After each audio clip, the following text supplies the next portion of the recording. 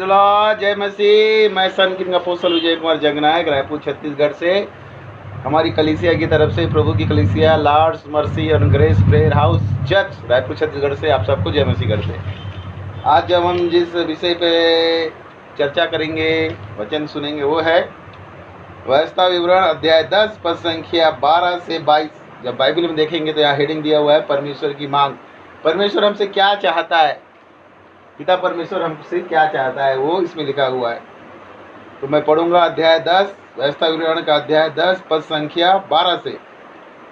अब हे इज़राइल, तेरा परमेश्वर यहोवा तुझसे इसके सिवाय क्या चाहता है कि तू अपने परमेश्वर यहोवा का भय माने और उसके सारे मार्गों पर चले, उससे प्रेम रखे और अपने पूरे मन और अपने सारे प्राण से उसकी सेवा करे। यह आपको सुना सुना लगता है? क्यों लगता है? क्योंकि यीशु मसीह भाई पूरे किताबों को जानता है, पूरा बाइबल इसको कंठस्थ है। बाइबल कंठस्थ क्या है? यीशु मसीह तो खुद बाइबल है, वचन है। तो यही आज्ञा उसने, दो मुख्य आज्ञा में से एक आज्ञा यही दी कि अपने परमेश्वर से पूरे तन मन धन प्राण से उसकी आराधना करना। ये कहाँ लिखा हुआ है? व्यवस्था विवरण अध्याय 10 पद संख्या 12 में। और 13वां में लिखा है, और यहोवा की जो आज्ञा और विधि मैं आज तुझे सुनाता हूँ उनको ग्रहण करे, जिससे तेरा भला हो। जब हम उसकी आज्ञा और विधि को मानते हैं तो हमारा भला होता है, नुकसान का कोई सवाल नहीं है। सुन, स्वर्ग और सबसे ऊंचा स्वर्ग भी, पृथ्वी और उसमें जो कुछ है, वह सब तेरे परमेश्वर यहोवा का ही है। इसके बारे में भजन संहिता 24:1 में लिखा है, पृथ्वी और सब रहने वाले सब कुछ परमेश्वर का है, पिता परमेश्वर का है। तो भी यहोवा ने तेरे पूर्वजों से स्नेह और प्रेम रखा, और उसके बाद तुम लोगों की जो उसकी संतान हो, सब देश के लोगों के मध्य से चुन लिया, जैसा आज के दिन प्रकट है। आज भी पिता परमेश्वर की नीच प्रजा में उसके संतान विश्व के सब लोग हैं। आगे, इसीलिए अपने हृदय का खतना करो और आगे हठीले ना रहो। इसीलिए खतना के बारे में क्या कहा यीशु मसीह? संत पौलुस ने अपने पत्री में क्या कहा? जब खतना का विवाद यरूशलेम की में फिर ने उठाया कि अन्य जाति को खतना करना चाहिए क्या, तब यही के वचन को लेके पौलुस ने कहा हृदय का खतना करो। लोग शारीरिक कर्मकांड को मानते हैं, कई लोग बाल बढ़ा लेते हैं, दाढ़ी बढ़ा लेते हैं, जो बात बोला जाता है, आंख में सुरमा लगा लेंगे या शरीर का जो अंग भंग कर लेंगे, लेकिन हृदय उनका वैसे ही कठोर रहता है। इसीलिए व्यवस्था विवरण अध्याय 16 में पढ़ेंगे, फिर एक बार पढ़ता हूँ। इसीलिए व्यवस्था विवरण अध्याय 10 पद संख्या 16, इसलिए अपने अपने हृदय का खतना करो और आगे हठीले ना रहो। हठीले का मतलब, अगर कोई परमेश्वर का वचन बताए, परमेश्वर के वचन के अनुसार वो बात ना हो और उसको मानने के लिए हम तैयार ना हो, तो इसको बोला जाता है हट नहीं करना चाहिए। 17, क्योंकि तुम्हारा परमेश्वर यहोवा वही ईश्वरों का परमेश्वर और प्रभु का प्रभु है। वह महान पराक्रमी और भययोग्य ईश्वर है, जो किसी का पक्ष नहीं करता और घूस नहीं लेता। परमेश्वर किसी का पक्षपात नहीं करता, यहाँ तक कि अपने पुत्र यीशु मसीह के साथ भी उसने पक्षपात नहीं किया। वही परीक्षा है, वही दंड और वही सब कुछ उसको मिला जो एक मनुष्य को मिलना चाहिए था, क्योंकि वो मनुष्य था। और भी परमेश्वर है, और भी देवता है, लेकिन वो झूठे हैं और हमारे परमेश्वर से वो छोटा है। इसलिए 17 में क्या लिखा है? क्योंकि तुम्हारा परमेश्वर यहोवा वही ईश्वरों का परमेश्वर और प्रभु का प्रभु है। वह महान पराक्रमी और भययोग्य ईश्वर है, जो किसी का पक्षपात नहीं करता और घूस नहीं लेता। महान है, पराक्रमी है, और ये जो छोटे छोटे देवी देवता हैं उनसे बड़ा ईश्वरों का परमेश्वर है वो हमारा परमेश्वर, जिसकी हम आराधना करते हैं। अध्याय उसका 18 वचन, वह अनाथों और विधवाओं का न्याय चुकाता है और परदेशियों से प्रेम करता है, उन्हें भोजन वस्त्र देता है। परमेश्वर जो है अनाथों और विधवाओं और परदेशियों से प्रेम करता है। इसलिए तुम भी परदेशियों से प्रेम भाव रखना, क्योंकि तुम भी मिस्र देश में परदेशी थे। परदेशी से प्रेम क्यों रखना? कि हमारे पूर्वज परदेशी थे और हम भी यहाँ परदेशी हैं। कोई अपने साथ धन संपत्ति नहीं ले जाएगा, इसलिए भले काम करते रहना चाहिए, लेकिन बुद्धि और ज्ञान से। अपने परमेश्वर यहोवा का भय मानना, उसी की सेवा करना, उसी से लिपटे रहना और उसी के नाम की शपथ खाना। अपने परमेश्वर यहोवा का भय मानना, उसी की सेवा करना और उसी से लिपटे रहना, उसी के नाम की शपथ खाना। सेवा उसी करनी है, भय भी उसको मानना है और उसी की आज्ञा में लिपटे रहना और शपथ खाना है। शपथ कब खाना है? जब एकदम जरूरी हो। बात बात पे शपथ नहीं खाना है। जैसे कुछ लोग कहते हैं तेरी कसम, उसकी कसम, इसकी कसम, ये सब हमको नहीं करना है, वचन के विरुद्ध है। वही तुम्हारे स्तुति योग्य है, वही तेरा परमेश्वर है जिसने तेरे साथ वे बड़े महत्व के और भयानक काम किए हैं जिन्हें तूने अपनी आंखों से देखा है। परमेश्वर पिता परमेश्वर त्रिएक परमेश्वर ही स्तुति के योग्य है, और वही हमारा परमेश्वर। और जो भयानक और अद्भुत काम हमने देखे हैं हमारे जीवन में भी, कई अद्भुत काम हर किसी के जीवन में गवाही है। किसी को बीमारी चंगाई मिली, किसी को कई सालों के बाद 15-20 साल बाद संतान मिली, हमको भी 15 साल के बाद संतान मिली। कई लोगों को जमीन जायदाद कोर्ट केस यानी कि मृत्यु फांसी से भी लोग बाग बचे। कई लोग जीवन को खोने वाले थे लेकिन बड़ी बड़ी बीमारी से चंगाई दिलाई, लोगों का मेल मिलाप कराया। तो भयानक और आश्चर्य कर्म हमारे जीवन में परमेश्वर ने किया है। तेरे पुरखा जब मिस्र में गए तब 70 के मनुष्य थे, परंतु अब तेरे परमेश्वर यहोवा ने तेरी गिनती आकाश के तारों के समान बहुत कर दी है। हमारे जीवन भी ऐसा हुआ है, कई लोगों का वंश खत्म होने को था लेकिन परमेश्वर ने उनको उत्तराधिकारी या उनको अनगिनत तारों के समान कर दिया। तो ये सब आज्ञाएं हमारे जीवन में लागू होती है। और आगे देखेंगे प्रभु हमारा कितना महान है। अध्याय 11 पद संख्या 1 से लेकर 7 तक के वचनों को पढ़ूंगा।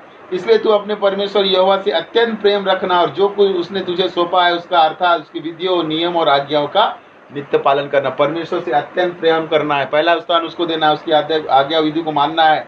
और तू आज यह सोच समझ लो, क्योंकि मैं तो तुम्हारे बाल बच्चों से नहीं कहता जिन्होंने ना तो कुछ देखा और ना जाना कि तुम्हारे परमेश्वर यहोवा ने क्या क्या ताड़ना की और कैसी महिमा और बलवंत हाथ और बड़ाई भुजा दिखाई। यहीं पे गड़बड़ हो रहा है। हम लोग क्या करते हैं घर परिवारों में, हम तो कुछ प्रार्थना दुआ करते हैं, बच्चा है अरे उसको खेलने दो, उसको खाने दो, उसको प्रार्थना मत बिठाओ, बाद में बड़ा होकर समझ जाएगा। उसको बताने की जिम्मेदारी हमारी है कि हमारे जीवन में परमेश्वर ने कैसा किया। कोई भी चीज़ आज देखते हैं, हम देते हैं, हम खुद देते हैं। मोबाइल दे दिया, बड़ा चीज़ दे दिया, जैसा कपड़ा वैसा मैचिंग जूता, लेकिन एक परिवार के सदस्य के हर एक सदस्य के पास एक बाइबल नहीं है। एक ही बाइबल खानदानी बाइबल चल रही है, उसमें भी धूल पड़ा हुआ है। तो ये सब चीज़ कौन बताएगा परमेश्वर ने हमारे जीवन में क्या किया, हम कैसे, हमको उठा के कैसे बढ़ाया, हम जब मुसीबत में थे तो हमको कैसा किया, आज जो हम है किसके कारण है। ये जब उसको बताओगे, उसको प्रार्थना दुआ में कुछ भी हो, रोएगा, 2 दिन रोएगा, 3 दिन रोएगा, लेकिन समझ जाएगा कि करना जरूरी है। और कई लोग कई परिवारों में खासकर साउथ इंडियन में बहुत से लोगों में, किसी का नाम नहीं लूँगा, लेकिन जो हमने देखा है कि वो परिवार में बिना प्रार्थना के बिना दुआ के खाना नहीं मिलता, बिना बाइबल पढ़े वचन नहीं मिलता, और बिना चर्च दुनिया का चीज़ हो जाएगा। सिर्फ जो शासकीय चीज़ें हैं जो हम बदल नहीं सकते उसी को छोड़ के सबसे पहले आपको चर्च आना है, चर्च में सेवकाई करना है, चर्च में बहुत सारे काम करना है, उसके बाद आप दूसरी चीज़ में जा सकते हैं। ये बहुत अच्छी आदत है, ये आदत हम सबको डालनी चाहिए। और पिता परमेश्वर त्रिएक परमेश्वर प्रार्थना करें कि हम डाल सकें और बच्चों को सिखा सकें। और मिस्र में वहाँ के राजा फिरौन को कैसे कैसे चीज़ें दिखाए और उसके सारे देश में कैसे कैसे चमत्कार किए, और उसने मिस्र की सेना के घोड़ों और रथों से क्या क्या किया, अर्थात जब वे तुम्हारे पीछा कर रहे थे तब उसने उनको लाल समुद्र में डुबा कर किस प्रकार नष्ट कर डाला कि आज तक उनको पता नहीं है। यहाँ मिस्र जो है, मिस्र हर किसी के जीवन में मिस्र का बाइबल के अनुसार मतलब है पुराना जीवन। पुराना जीवन हम कैसे थे, व्यभिचारी थे, हत्या करने वाले थे, पापी थे, और बहुत ही दारूबाज, नशेबाज, क्या क्या नहीं थे, लेकिन परमेश्वर ने हमको वहाँ से मुक्त किया और हमारे जीवन को बदल दिया। कई बड़े बड़े प्रचारक पास्टर गवाही देते हैं कि मैं तो व्यभिचारी था, नशा था, जुआरी था, मैं क्या नहीं था, लेकिन आज परमेश्वर ने मुझे बदल दिया। और कई प्रचारक प्रभु की सेवा करते करते मौत के घाट उतार दिए गए, लेकिन हंसते हंसते वो शहीद हो गए, क्योंकि मरना तो एक अंतिम सत्य है और जब तक मरेंगे नहीं स्वर्ग राज्य में जाएंगे। इसलिए संत पौलुस कहता है कि जीना मेरे लिए नुकसान और मरना नफा है। क्यों? जैसे ही मरेगा वो भाई यीशु मसीह के साथ चला जाएगा, और भाई यीशु मसीह के साथ रहना ही हमारा जीवन का लक्ष्य है।